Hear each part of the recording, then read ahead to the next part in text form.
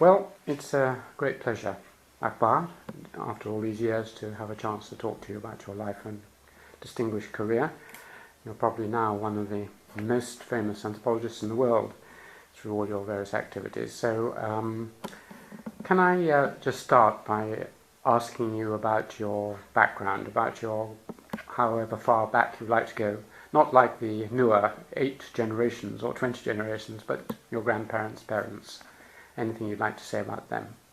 Well, Alan, first of all, let me say what a pleasure it is to be here with you. What an honor to be a part of this series. I respect the work you're doing and the work you have done. So I'm looking forward to the session with you. My ancestry brings together 2 main streams. The Pathan or the Pashtun peoples through my mother, and the Sayyid, the descendants of the Prophet, through my father. And this has always made me very aware of the legacy, the ethnic, the spiritual, the cultural legacy that I am heir to. My mother's father was Sir Hashmatullah Khan, a very well-known person from South Asia, featured in the Who's Who in the 1930s. My father's lineage goes back to many saints, many saintly figures, and that again is something that makes me aware of my own identity. Right. So, in specific and practical ways, what were the main activities or occupations of your father's side? My father, some of the stories that I heard from my father and the way I saw my father practice his faith and deal with people reflected his spiritual position and that of his lineage, which was a kind of universalistic approach to religion, to Islam, to dealing with people. He was a man of great compassion, also great wisdom, and also humble. So I saw him in very important positions. He was an important official in Pakistan and then later joined the United Nations in Bangkok. And I would see him talking, as a very young boy then, but I would see him talking to presidents and prime ministers and to ordinary people, PMs and drivers, in exactly the same way and with the same warmth, with the same understanding, and that left a deep impression on me. The second thing I learned from him was never to make a fuss about one's own personal faith. I never saw him drinking, when he would never say, make a big deal out of it or say, I'm not drinking because I'm a Muslim or whatever. He'd go to these cocktail parties in Bangkok, and he was invited a lot because he was holding a senior job. He was a director in the United Nations. I'd often accompany him, and he simply would ask for an orange juice or something. And I appreciated this because and this is what I grew up with, inheriting his awareness of himself as a Muslim, and yet his awareness of himself as someone as part of a bigger world civilization, world culture, which he appreciated. So these things helped me a lot in my own sense of my own identity.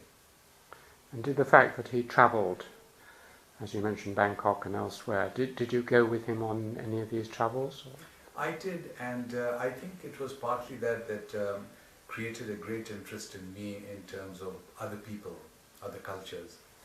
Because I had this sort of strange schizophrenic life. We'd go to Bangkok for the winter holidays from my boarding school up in the northern hills of Pakistan, a school run by Catholic priests. So you had all these strange combinations in my life. Catholic priests, they were great priests.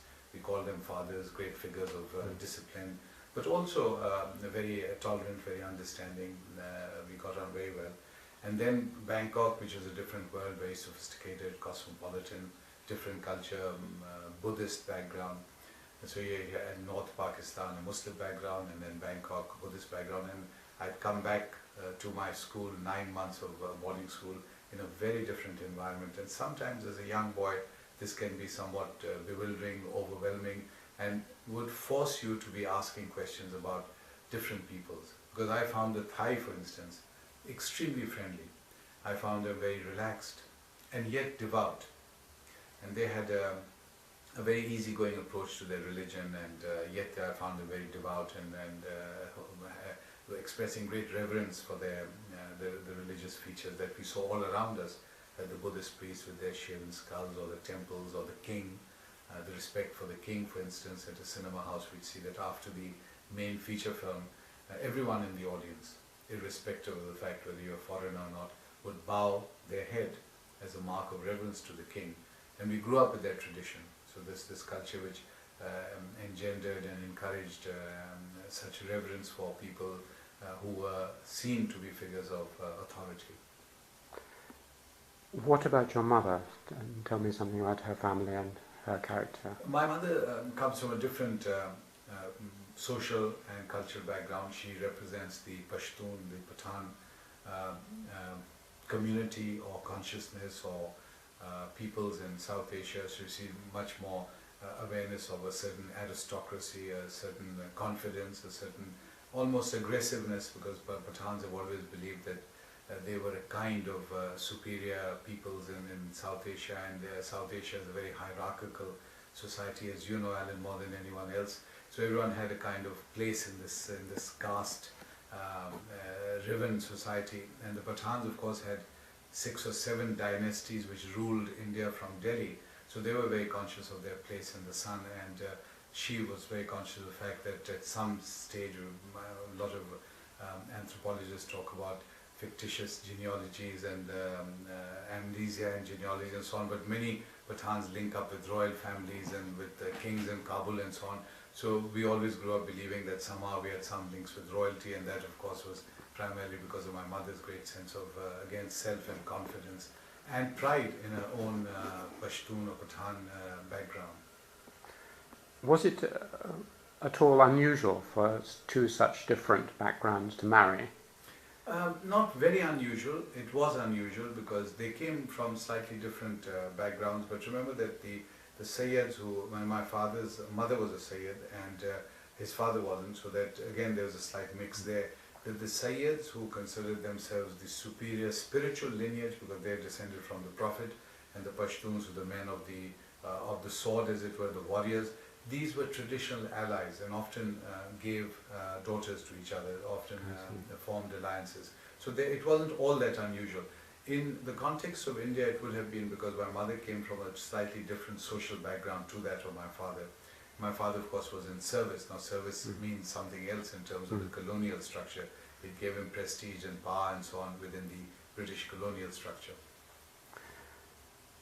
What about her character? You mentioned your father's self-discipline and lack of demonstration of his religious beliefs. Was your mother? My mother took a very interesting couple, because in a sense they complemented each other so beautifully. And my mother was much more confident, much more outgoing, much more expressive of her views, her ideas, her prejudices, a very compassionate woman, a great believer, a firm believer in Islam. So hers was, if you like, a confident Islam. Not an aggressive Islam, but a very confident Islam. My father was much more thoughtful, again very committed to his faith, but reaching out. So his would be a much more mystical, a much more inclusivist, a much more Sufistic form of Islam. And these two really formed a great influence in my life. Sometimes the balance between the two worked very well for me, and sometimes I felt it tearing me apart, because in a sense there was a kind of tension within me in terms of these two complementary and yet distinct streams in Muslim society in South Asia. You mentioned the school. What was the name of the school you went to? The school I grew up in was called Burnhall. That's where I was educated, up in the northern hills of Pakistan, in a place called Abbottabad, named after the famous Deputy Commissioner James Abbott, the first Deputy Commissioner of what became the district of Abbottabad. And I would, in my first posting, be posted as Assistant Commissioner Abbottabad. So I was thrilled to be back, not only at the place where my school functioned, but also to have a link with the old abbot of legend. This school was again a peculiar school. It was run by the Catholic priests. It was which order? Mill Hill. Very popular, very difficult to get into, and considered itself the Eton of Pakistan, and that isn't a surprise, because many of these boarding schools consider themselves as the Harrow or the Eton of that part of the world. But it did produce a remarkable group of people people. One of my class fellows became acting president of Pakistan, Wasim Sajjad. Several of them became corps commanders and lieutenant generals and so on. Many ambassadors and distinguished people in Pakistan.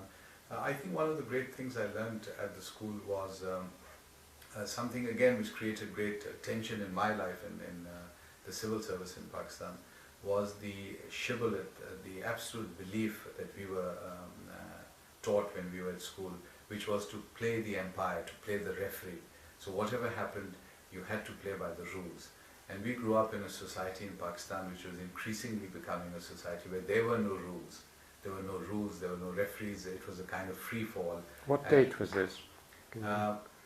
Joining the civil service? No, when you were in the... Burnhall, I was from 1950, so I was there from 1952. I did my senior Cambridge 1957 and higher senior Cambridge. So you were born in... 1943, January, and I joined Burnhall when I would have been about 10 years old, or a bit younger, and stayed there to do my senior Cambridge and then higher senior Cambridge 1959, and then went on to do a BA very quickly in Lahore, Forman Christians College, and then come to England, first to Birmingham University and then Cambridge in 1965 to do my diploma in education at Selman College. Well, let's just go back a little bit. Was there anyone at the school? Sometimes there is a particular teacher or one or two individuals who influence one for the rest of life. I think the man who influenced all of us at school, certainly me, and impressed me with his great personality, his great character, his great moral authority, was Father Scannon, the headmaster of the school. He's remarkable, absolutely one of these outstanding figures. And the story I remember of him was when President Ayub Khan, then Commander-in-Chief of the Pakistan Army, he wasn't Field Marshal then, he made himself Field Marshal later, declared martial law and took over the country. And his education minister came to Ahmedabad and rang up Father Scannon and said, "My son is at school and I'd like you to send him to spend the weekend with me." And Father Scannon said, "That's against the rules. You can't have any boy out of school because this is a boarding school and this is against the rules." And he said, "Do you know who you're talking to? I'm the education minister, and do you know it's martial law?" And Father Scannon said, "I'm aware of that, but these are the rules." And he said, "Do you know you're a foreign priest and I'll have your school closed and have you packed up and thrown out of Pakistan?" Father Scannon said, "Give me 24 hours, I'm giving you notice, we are packing and we're leaving." Now, by doing this, Father Scannon did several things. He immediately reversed the threat, he called his bluff, and he created a crisis because the education minister knew that President Ayub Khan's sons, two of his sons, or three of them at one stage, but Tahir Ayub, whose son eventually came here to King's College when I was here, was at Burnhall. And Ayub Khan had great respect for the school, and there was no question of the school being closed. So when Father Scannon called his bluff and said, "Close the school, we're leaving," the education minister simply collapsed and he said, "If you don't mind, Father, I'd like to call on you." And then he came around and he was whining and he was being very charming to Father Scannon and said, "What can I do and how can I help you, and you need this and you need that." So Father Scannon showed us through that incident, which became very famous in school, that here was a man capable of standing up to brute authority in Pakistan at a time of martial law. Now that's a kind of example I don't think we'd be hearing much about, for instance, today in Pakistan. So a lot has changed in Pakistan over the half century that I'm talking about. Fine. And then, so when you left the school, what did you do? I left the school after my higher senior Cambridge to really wait for admission in England. This was the kind of route that all people in my school took. We applied to various universities. I applied to Cambridge. We turned up here after about 9 months. During these 9 months I did my BA from Lahore. We didn't take that too seriously because literally just came in, sat for the exam and came out, and even in those 9 months I managed to get a gold medal for history and English, which means topping the exam for the university for Punjab. And then came to England, and I arrived at Selman College, and I arrived too late. I arrived in September, October, and I was told that it was too late and to come back next year. I also had admission at Birmingham, because my father in the United Nations was a great friend of Walters, who later became famous as Sir Alan Walters, working with Margaret Thatcher. Oh, yeah. He was a great econometrician, and he convinced my father that he'd make me a great econometrician. And I was then persuaded by my father and Walters, twisting my arm, to land up with him in Birmingham, where I was extremely unhappy for the first few months, completely out of my depth, because I'm hopeless in mathematics, and econometrics was all about sums and formula. And So you went to read economics, did you? Initially. So for a few months I just sat there looking completely dazed and unhappy. And after a while, Walters wrote to my father and said, "This boy is hopeless. I'm sending him to anthropology and sociology." And that's where I moved in, because that's what I really wanted to do. I'd started reading up some literature on sociology and anthropology, and since that time I really stayed with the subject. So that was my first introduction to the social sciences. How did you first hear about sociology or anthropology?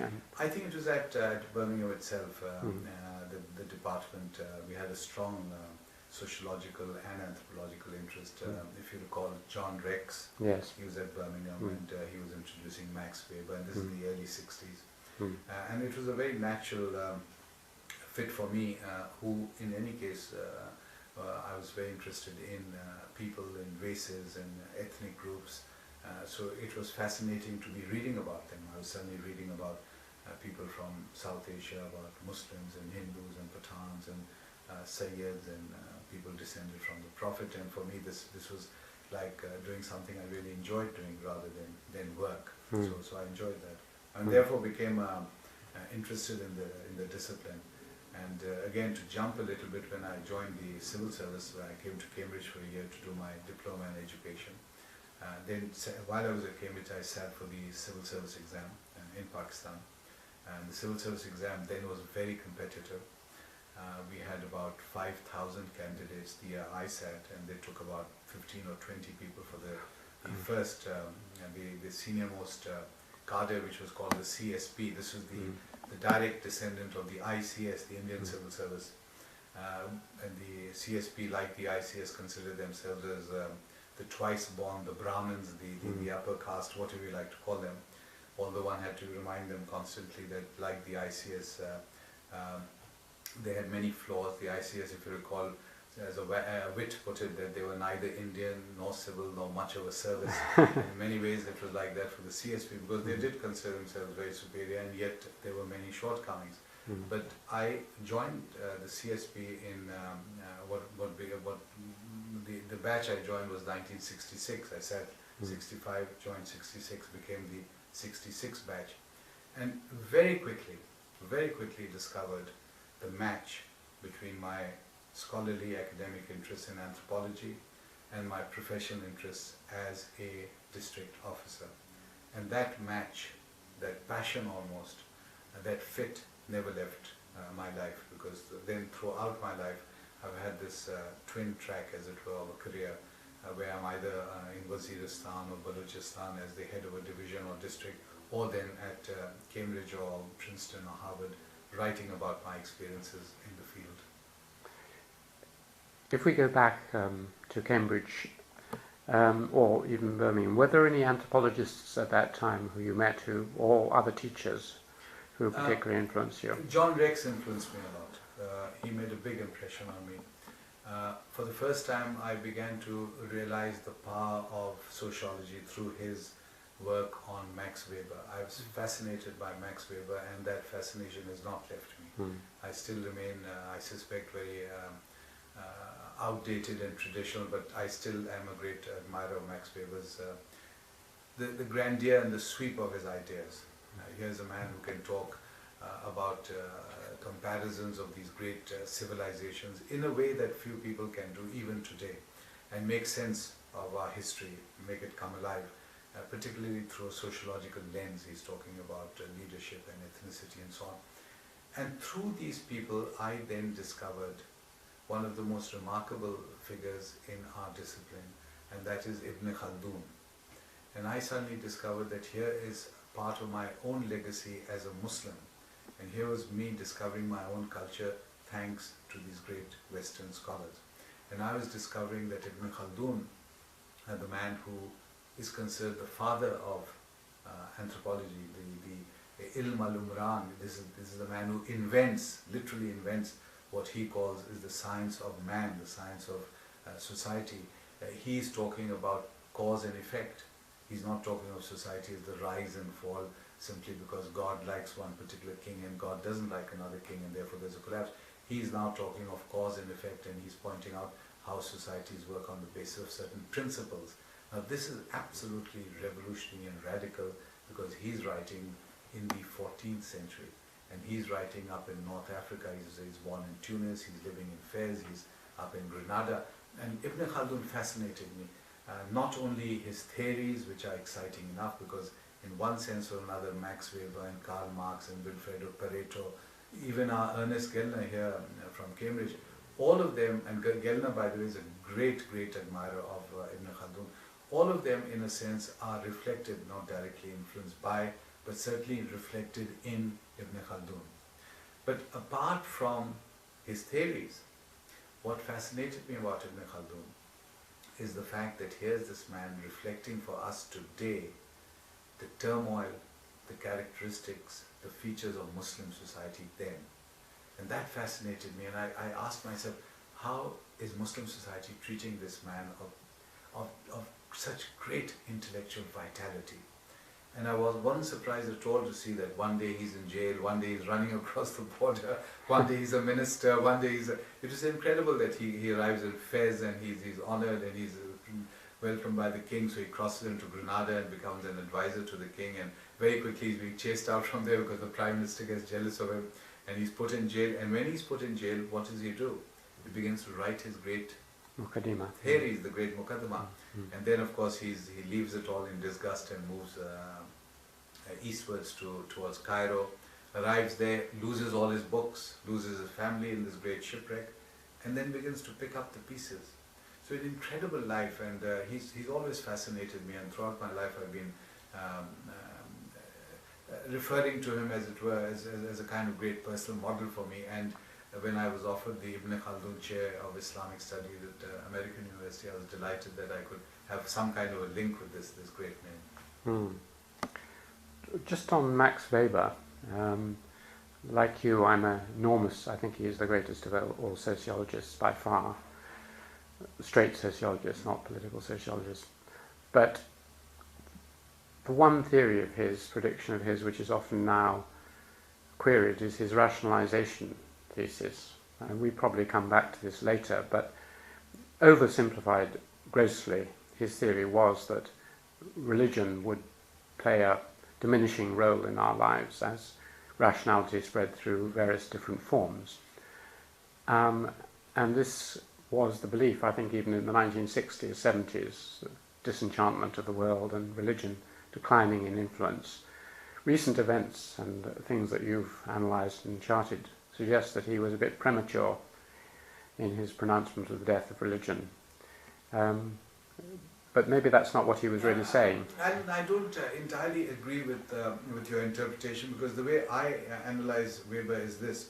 I would look at it like this, that Weber is in fact saying the contrary. He's in fact, the whole Protestant work ethic, etc. He's pointing out how religion shapes society and explains many of the society that we're living in the West, how religion explains the remarkable developments taking place in Western societies. There's this tremendous engine being driven, and it is being driven by a certain kind of vision of the world, which he calls the Protestant work ethic.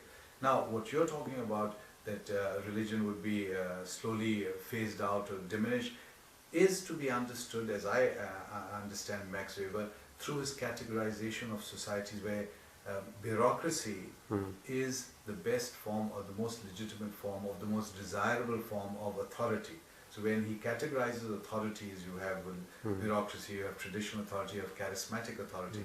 For him, the best form, implicit in his discussion, is bureaucratic authority, and that is European in its context, in its development, in its genius, if you like. And there, of course, the logic then is that because bureaucracy is the supreme form of government, you cannot have traditional religion. And I think there may be a corollary that religion is phased out or sidelined. But if you read him in full, as it were, then the importance of understanding religion in terms of making sense of our own societies and our own times, I think is very clear. And in fact, I'm going to be, in the present study I'm working on, doing exactly that, which is to use Weber to an extent, but go beyond Weber, because in some senses Weber is still tied up with the idea of explaining bureaucracy as one form, or as the best form of an evolution, if you like, or a trajectory which takes you to that form of society reflected in bureaucracy. And look at societies in South Asia and China, and work out how these societies are reacting to the world we are living in, and how they are looking at the divine, how they're not only looking at the divine, but how they're interpreting the divine, and how very often they're interpreting the divine through expressions of violence. Now, some of these questions are already answered or hinted at in Weber, and some of them have not been at all considered by him. So I would like to also look at this in this new work that I'm doing. Fine. Well, we'll continue that discussion another time. Were there any anthropologists, before we get on to your civil service work, were there any anthropologists who, either at Birmingham or, you weren't doing anthropology at Cambridge, but who you met at that time, or who influenced you through books you read, or? I read a lot of the, I read Weber and so on, but I also read anthropologists like Margaret Mead and Ruth Benedict, and again was fascinated. These are new worlds opening up to me. And I was fairly young, and for a young boy straight out of Pakistan coming to the West, starting to be reading about Japan or Japanese society was really fascinating, and I enjoyed that. I enjoyed it as much as reading, say, literature, as reading. I loved reading P.G. Wodehouse and Rider Haggard and a lot of these stuff, these authors as a young boy. And for me now, this became a kind of alternative way of just enjoying reading. So it wasn't so much as work that I was reading these great books on these different cultures, but as pleasure. This is long before I started doing my PhD. Okay, well, let's go on. You did the 1 year, and then what? I did the 1 year at Cambridge, again a fascinating year when I look back in terms of anthropology, because I was, as part of the diploma in education, students were then sent to some school to teach for a couple of weeks. I think it's a term. And I was sent to Sherman, which is a well-known public school somewhere in the south of England. And I recall a little item that appeared in the local newspaper which said, the curious feature of this term is that a Pakistani will be teaching English to the senior form, or something like that. So, pointing out that we've come to this, alas, what's happening to the empire. And I enjoyed that very much, because I enjoyed teaching English. I enjoyed teaching a passage to India to a lot of the youngsters, and they enjoyed it a great deal, because I was able to point out not only the greatness and the grandness of the novel, but some of the interactions of the characters, particularly the main character, Dr. Aziz, who is so beautifully formed, and in literature he's of course so well drawn, because E.M. Foster is basing him on his great friend Sir Ross Masood, who he dedicates the book to. And there's again a link, because my family, my mother's family, has some relationship with Ross Masood's family, so Sayyid Ahmed Khan's family. So that link allowed me to talk about Aziz and the characters, and the students enjoyed that very much. So at the end of that year, having done your teaching and taught the British how to English, you went back to Pakistan? Yes, I sat for the civil service exam. The exam in those days was taken also in London, so you had the centres in Pakistan, and at that stage there was East and West Pakistan. So you could take the exam in Pakistan and South Asia, or then here in London.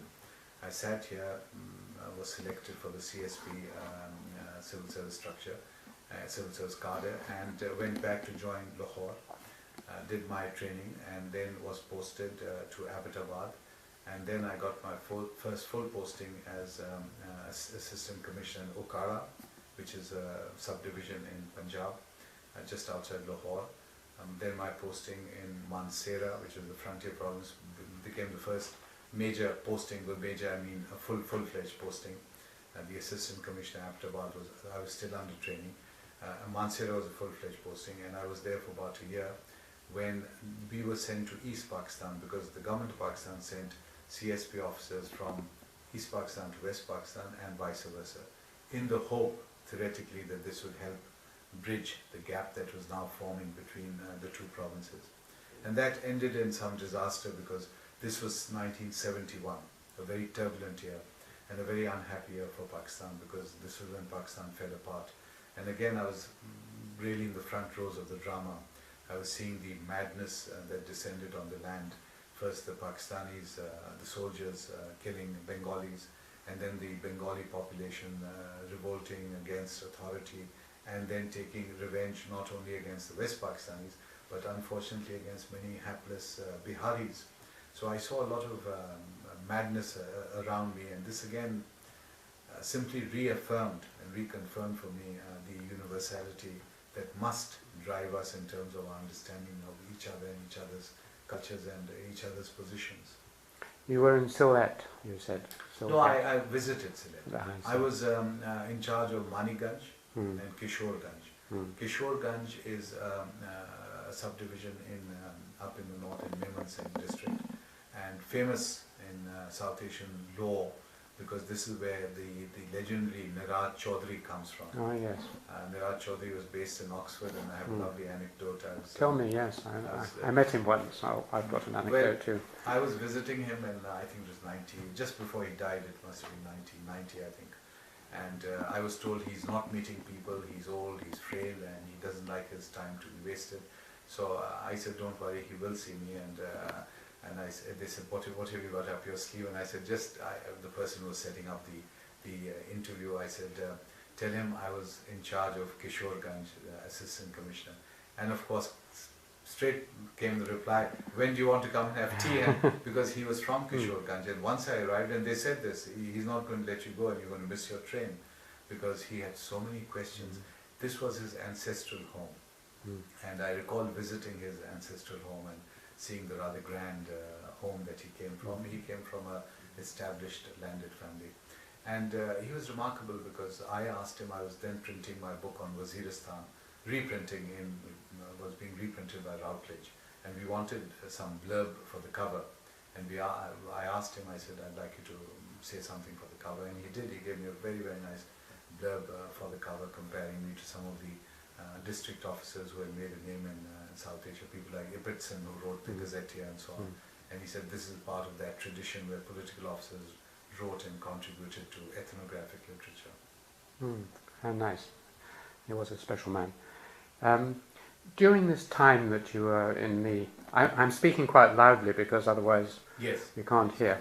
During the time that you were on these earlier postings, were you already simultaneously doing your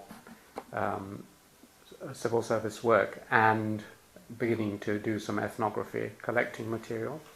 It was, again, I sort of stumbled into the writing aspect because I had to make a choice. It was a strategic choice.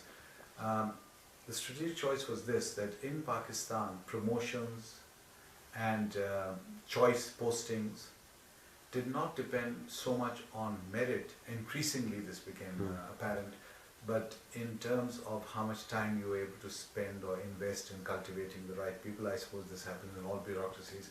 So it was a choice I had to make. If I was to pull out of the calling on people circuit, or spending time with the bosses, or asking my wife to visit the boss's wife and so on, and spend time really with myself and my books or taking notes, it would be something that may not be completely appreciated in the service. But I made that choice. I made that choice fairly early, and I suspect helped create a kind of reputation for me that he's a bit snobbish, or he's not very easily accessible and so on. But what I did was really, whenever there was a big dinner or a series of dinners in Pakistan, they're very social people, I would simply not go. I would simply either just put in an appearance and come home, and then spend the hour or two that I could manage to get out, because district officer's life is very, very busy, to really work on my own notes or my own book or whatever. So that my first book, it's not much of a book, it was a very early scribble if you like, was on Mansehra, my first posting. I wrote something on Aptabad, although I was still an assistant commissioner under training, but I did write a kind of early extended piece on Aptabad based on the Gazetteer, the famous Gazetteer, 1907 Gazetteer of Hazara. And I found that fascinating because the ethnography in that Gazetteer is still, to my mind, today we're talking 100 years later after 1907, is still of the highest possible standard. Because the British who came to that part of the world understood that to really administer effectively and with great purpose and to spread happiness or ensure stability or whatever the motivation was to understand the culture, the flora, the fauna, the folklore, the history of these people. And this is what they put down in these gazetteers. So what I tried to do throughout was to develop that pattern in my own work. So this, in a sense, was your training in anthropology, was reading these gazetteers rather than... Yes, in a sense, yes. The gazetteers, and also talking to a lot of the elderly people in my area, in my charge. And I found that they would appreciate it. I found that people who I was administering as an assistant commissioner, later as a political agent, would really appreciate this if I went to some of the most remote areas, and I have been in my career to areas where, in Waziristan for instance, where no one has been. I went to Burnhall. I was the first ever political agent to visit that area. It was right on the international border where it is suspected, we're talking now in 2004, it's suspected that Osama bin Laden may be hiding. And that area, they appreciated the fact that I could quote to them their ancestry. I could talk to them about their ancestor, the famous Sufi saint who lived in that part of the world, or talk to them about some proverbs. They would really appreciate that. So it paid off a great deal, and I was able to pass my time relatively easy compared to some of my successors and predecessors. Were you not only gathering notes, but did you photograph or film? Not so much photograph and film, because we are still talking of the 70s and the late 60s, when this photography and film weren't really a popular form of gathering data. But I did write lots of notes and take lots of notes. And perhaps this is a moment to reflect on some of your predecessors, the colonial officers in whose tradition you were now working. Well, one of the most remarkable men I met very briefly and only once was Sir Evelyn Howell. Evelyn Howell was a legendary figure who in 1905-6 was political agent, South Waziristan Agency. Now I read of him in a book by Sir Olaf Caroe, who himself was a very famous figure, the last British governor of the Northwest Frontier Province, who wrote the classic book, The Pathans, which is a book which is read and... How do you spell Caroe? Caroe, C-A-R-O-E. Okay. And his son, incidentally, has become a great friend of mine, Michael Caroe, who discovered me in America, lives somewhere near New Hampshire up in the north where I'm in Washington, and who comes down, drives 6 and 7 hours just to be with me for some lecture or some seminar. We become great friends. Now, Caroe's book, The Pathans, had an appendix, and in that appendix there was a story written by someone called Evelyn Howell about the time that he became political agent in Waziristan. And I read that as a young man, and I thought it was fascinating, because it was almost like Kipling. This was adventure, this was the frontier, and bugles and a tiger, and the great game, and so on. And then in 1964 I was asked to have tea with Evelyn Howell. There's a note in my pigeonhole at Selwyn College, and it just simply said, cryptic note saying, come and have tea with me. I went across to have tea with Howell. He was translating the great Pashto poet Khushal Khan Khattak into Pashto, along with his friend Sir Olaf Caroe. Now, we chatted. I wasn't very helpful. I didn't know much about Pashto poetry, and I went back to back to Pakistan after having joined the civil service of Pakistan, and in 1978 became political agent, South Waziristan Agency. And in these old papers and books that you come across in some of these offices, which are neglected, lying in a pile, moth-eaten, I came across an old, literally decaying monograph, a secret monograph, addressed to the government of India in Delhi, going back to the 1920s, when Howell was now in charge of North and South Waziristan, called Mizh, which means we. And this was an account, an ethnographic account of the Masood tribe. And it was an absolute gem. It was a gem because when I read it, I said to myself, here I am decades later, apart from the fact that I had met him in Cambridge, here I am, and the tribes, the leadership and the understanding of these people is brilliant. And I wrote to Oxford University Press in Karachi and then talked to the managing editor, and I said, look, I've got a gem for you and I'd like you to publish this in the Oxford in Asia historical reprint series. And they agreed. So they published that as part of their Oxford in Asia historical reprint series.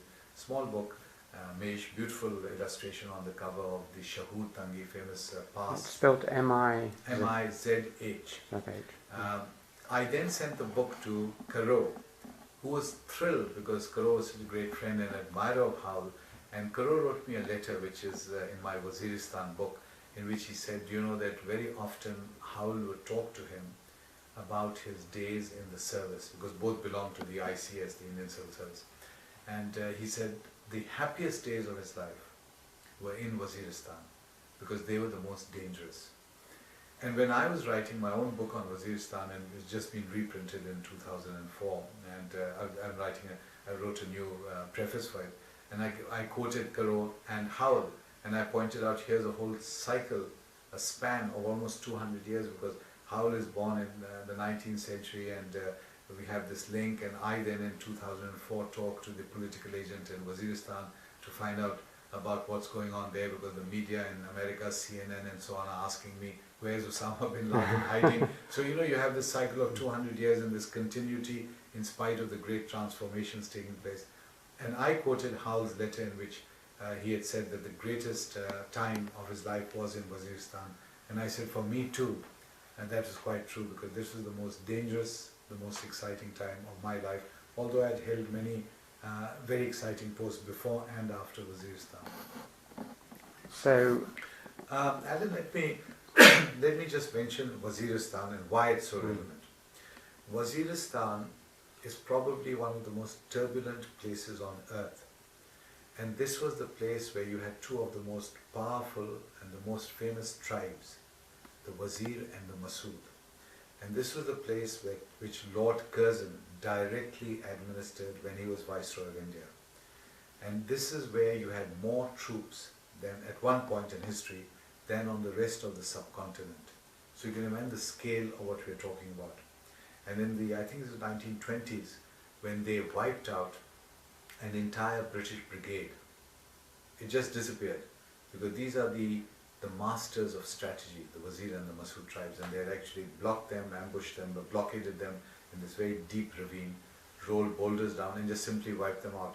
And GHQ just couldn't believe this. This is happening in the 1920s, high noon of empire. Brigades just didn't disappear. And this is of course where in the year 2004 the Pakistan army has gone charging in, looking for Osama bin Laden, has had its nose bloodied, lost over 100 people, then charged out, then tried to make peace, then tried to have tribal council, and gone charging in again.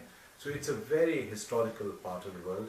And of course, once I was invited to join the Institute for Advanced Study. I was in Waziristan and I got this letter from Clifford Gates, which said that on behalf of the Institute for Advanced Study, which has associations with Einstein and von Neumann and some of the greatest names of the 20th century, we would like to invite Professor Akbar to come and join us to spend a year here as a visiting professor. And of course, when that letter went to central government and some of my colleagues, they thought I was just pulling their leg and I've invented the letters as a kind of joke. And they rang me up and they said, what's all this about you and Einstein and so on. But in the end, I did turn up at Princeton and spent that delightful year writing about Waziristan. And you said you had an anecdote about Clifford Geertz. Well, the anecdote was that they were apparently computing what to pay me, and they were saying that a visiting professor normally in America gets so much pay and so on, and then they asked me tactfully, and I said, My official pay as the belonging to the civil service of Pakistan was so many rupees. That translated into a very meager sum compared to the other professors. And so we were in a bit of an impasse in the correspondence when I pointed out that although my pay was very limited, I did have 33 bodyguards round the clock. I had about 8 cooks and I had about 40 staff servants with me. So if they calculated all their pay put together, maybe it'll give them an idea of what I was doing. So that helped them to come up with a more reasonable sum in the end. That's nice. So you mentioned one of the civil servants, your predecessors, who you wanted to talk about. What about the other? Caroe. Yes. Well, Sir Olaf Caroe again was a remarkable political officer in South Asia and helped me to understand why colonization or imperialism, which always has an ugly face to it, it's not pleasant to be colonized by other people who consider you inferior and can kick you around and so on, but that it also has another aspect to it, and that was what you could call the civilizing aspect or the civilized face of certainly British imperialism. And Caroe helped me understand that, because in his love for, in his respect for the Pathan peoples, I think he was unrivaled. And his great contribution, his book, The Pathans, is really a tribute. It's a labor of love. He has a whole chapter on my wife's grandfather, the Wali of Swat. And again, it's virtually a love fest. He just talks about him, one of the wisest and greatest and so on. And that kind of respect, the book itself is dedicated to a Pakistani, Sikandar Mirza. And I learned from him that these great gaps that divide us, after all, Caroe was a man who served the British Empire. I'm growing up and serving something called Pakistan, which is an independent country with different generations, different cultures, different religions, and yet there was a great bond. And he saw me really as someone who belonged almost to his own service, always treated me with great affection. I remember visiting him. He came and picked me up. He lived somewhere in the south, Staining, a village in Sussex, and lived in a house, he pointed out, which was constructed in 1707. And we both, because he was a very scholarly man, we both reminded ourselves that was the year when the last great Mughal emperor Aurangzeb died, and that began the downfall of the Mughal Empire. And I took my daughter Amine, who's just got a PhD from Cambridge University, with Babar, my son, to see him and spend the day. And he was very charming to the children, to my wife, and of course, because of my wife's family background, he had great respect for her. So it was something that I think a lot of ordinary people who know little about the relationship between these officers and the peoples they administered would not normally be aware of, this particular affection that they had for the peoples of that area.